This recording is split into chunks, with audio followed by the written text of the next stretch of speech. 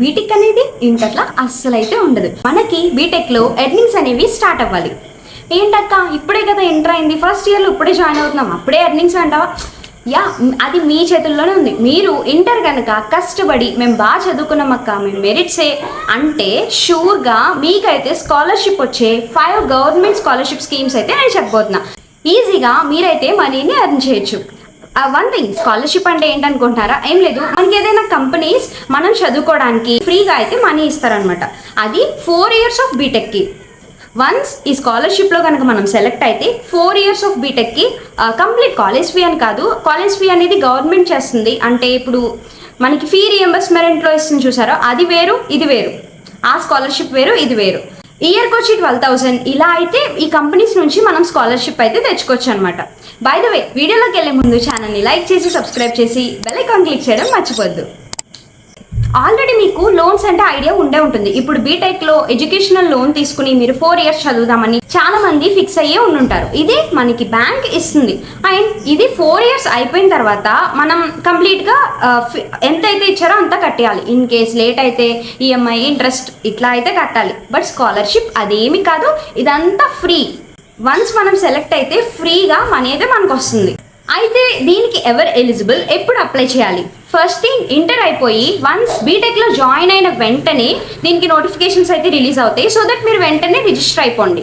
ఎందుకు బీటెక్లో జాయిన్ అయిన తర్వాతే అంటే వాళ్ళకి ఇన్ఫర్మేషన్ ఉంటుంది అనమాట. వీళ్ళ పర్టికులర్ కాలేజ్లో జాయిన్ అయ్యారు. ఇప్పుడు మీకు ఇంకా కౌన్సిలింగ్కి 1 month 17th డేట్ ఇచ్చాడు కదా ఆల్రెడీ. సో వన్స్ కౌన్సిలింగ్ అయిపోయి వెబ్ ఆప్షన్స్ ఇవన్నీ పెట్టేసిన తర్వాత మీకు ఏ కాలేజ్లో సీట్ వచ్చిందని చెప్పి తెలుస్తుంది కదా. కాలేజ్లో జాయిన్ అయిపోయిన తర్వాత ఆ college bonafide certificate, application form ఇలాంటివన్నీ కావాలన్నమాట. ఈ స్కాలర్షిప్కి అప్లై చేయాలి అంటే అవన్నీ సబ్మిట్ చేయాలి. అప్పుడే మనం ఒక పర్టికులర్ కాలేజ్లో చదువుతున్నాము అని చెప్పి వాళ్ళకి ఐడియా ఉంటుంది. నేను ఫస్ట్ ఇయర్లో ఉన్నప్పుడైతే నాకు ఈ స్కాలర్షిప్స్ అన్నీ ఉన్నాయని చెప్పి అయితే తెలీదు. By the way, Amazon the scholarship కూడా ఒకటి ఉంటుంది. ఇన్ కేస్ అది ఫస్ట్ ఇయర్లో దాని సెలక్షన్ ప్రాసెస్ కొంచెం హార్డ్గానే ఉంటుంది. ఎగ్జామ్ అదంతా కాదు, కానీ మన ఇన్కమ్ సర్టిఫికేట్ అండ్ హౌస్ ఇవన్నీ ఫొటోస్ తీసుకుని చాలా ఉంటుంది. బట్ వన్స్ దానికి సెలెక్ట్ అయితే థర్డ్ ఇయర్లో సెకండ్ ఇయర్ కంప్లీట్ అయిపోయిన తర్వాత ఇంటర్న్షిప్ ఆపర్చునిటీ అయితే వస్తుందన్నమాట. సో ప్రతి స్కాలర్షిప్ అనేది చాలా ఇంపార్టెంట్. ఇంకెందుకు లేట్, అసలు ఏ స్కాలర్షిప్స్ ఉన్నాయి, ఏ స్కాలర్షిప్ ఎప్పుడు అప్లై చేయాలి, ఎవరెవరు అప్లై చేయాలి, ఎవరికి ఇది యూస్ఫుల్, ప్రతిదీ క్లియర్గా ఎక్స్ప్లెయిన్ చేశాను. వీడియోలు చూసేయండి.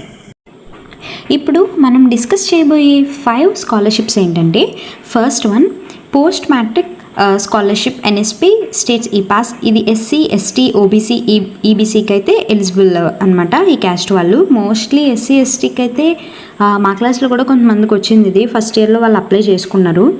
ఇది స్టేట్ ప్లస్ సెంట్రల్ గవర్నమెంట్ది. ఇక్కడ fee reimbursement, allowance for majority for reserved category students. బాగా మెజారిటీ ఉంటే ఫీ రియంబర్స్మెంట్ కూడా వస్తుంది. నెక్స్ట్ దీని ఒకసారి పోర్టల్లోకి అయితే వెళ్ళి చూద్దాం. అండ్ ఇంకొకటి, ఫస్ట్, సెకండ్, థర్డ్, ఫోర్త్కి ఒకటే పోర్టల్స్. ఈ పోర్టల్స్లోనే వాళ్ళు వన్స్ అది రిలీజ్ అయిన తర్వాత, I mean scholarship eligibility link release అయిన తర్వాత పెడతారు. ఆ వెబ్సైట్లోకి వెళ్ళి మనం సెర్చ్ చేసుకుంటే అప్లై చేసుకోవచ్చు. అసలు ఫస్ట్ ముందైతే మనం రిజిస్టర్ అయి ఉందాం. సో దట్ వెంటనే వాళ్ళు లింక్ రిలీజ్ చేసిన తర్వాత అప్లై చేయడానికి ఈజీగా ఉంటుంది. ఎలా రిజిస్టర్ అవ్వాలో నేను పిన్ టు పిన్ ప్రతిదీ చెప్తాను, క్లారిటీగా వినండి, వీడియో ఎక్కడ స్కిప్ చేయొద్దు. ఫస్ట్ వెబ్సైట్ లింక్ మీద అయితే క్లిక్ చేయండి. ఈ లింక్ నేను డిస్క్రిప్షన్లో ఇస్తున్నాను, మీరు దాని మీద క్లిక్ చేయండి. నెక్స్ట్ ఈ టర్మ్స్ అండ్ కండిషన్స్ యాక్సెప్ట్ చేసి నెక్స్ట్ క్లిక్ చేసి ఇక్కడ మీ మొబైల్ నెంబర్, నెక్స్ట్ మీ ఓటీపీ వస్తుంది. దెన్ ఈ క్యాప్చా ఎంటర్ చేసి వెరిఫై చేయండి. ఆఫ్టర్ దట్ ఇది చేసిన తర్వాత మనకు ఒక రిఫరెన్స్ నెంబర్ అయితే వస్తుంది. ఇది మన మెయిల్కి వస్తుంది. దాని తర్వాత మనం 4th స్టెప్ అయితే ఫినిష్ చేయాలి. ఇక్కడ నేను తర్వాత నుంచి అయితే ఫోన్లో చేశాను. నన్ను ఇక్కడ మొబైల్లో వెరిఫికేషన్ కోసం మళ్ళీ ఈ 3rd స్టెప్ ఈకేవైసీ వెరిఫికేషన్ అడిగింది. సో దట్ నేను మళ్ళీ అక్కడ ఇచ్చిన రిఫరెన్స్ కోడ్ అండ్ అట్లానే క్యాప్చా అన్ని ఎంటర్ చేశాను. తర్వాత ఫేస్ వెరిఫికేషన్ అయితే చేయాలి. దీనికోసం మీరు మీ మొబైల్లో ఆధార్ ఫేస్ ఆర్డీ అని చెప్పి ఉంటుంది. ఆ యాప్ని ఇన్స్టాల్ చేసుకోండి. ఆటోమేటిక్గా ఇక్కడ నుంచి అక్కడ కనెక్ట్ అవుతుంది.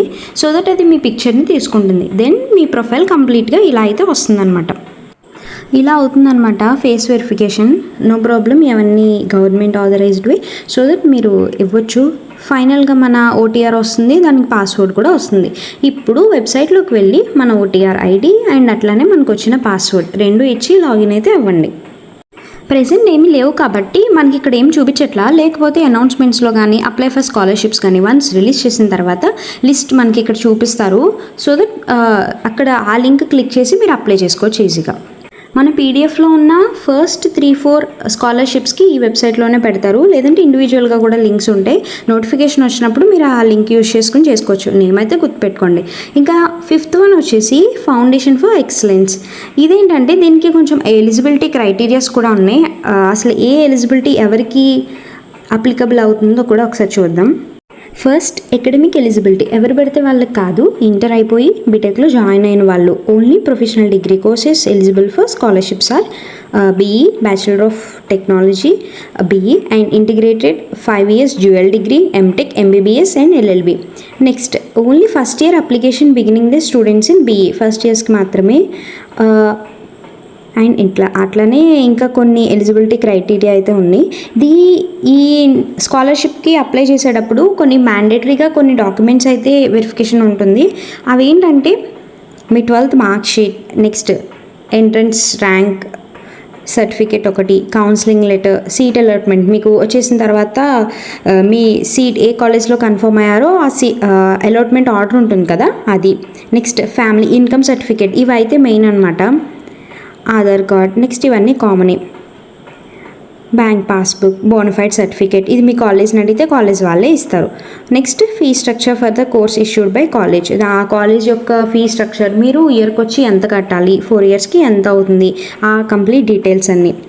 Next parents or guardians declaration, ఇవన్నీ మీ దగ్గర పెట్టుకుని దెన్ అప్లై మీద క్లిక్ చేయండి. అండ్ ఇంకొకటి, ఇదేమి ఇప్పుడు మీరేదో ల్యాక్స్లో మనీ సంపాదించేసి అట్లా అని కాదు, బట్ ఎంతో కొంత ప్రతి ఒక్కరి లైఫ్ గోల్ వాళ్ళ పేరెంట్స్కి సపోర్ట్ చేయాలనే అనుకుంటారు. సో మీరు ఉన్న ఆపర్చునిటీని అయితే మిస్ చేసుకోవద్దు, షూర్గా అప్లై చేయండి. మీకు ఇంటర్లో మంచి మార్క్స్ వస్తే కనుక అప్లై చేయండి. అండ్ SC STకి అయితే ఇంకా మంచి ఆపర్చునిటీస్ ఉన్నాయి, don't miss it. That's it for this video. ఇంకో మంచి కంటెంట్తో మళ్ళీ కలుద్దాం. Until then bye.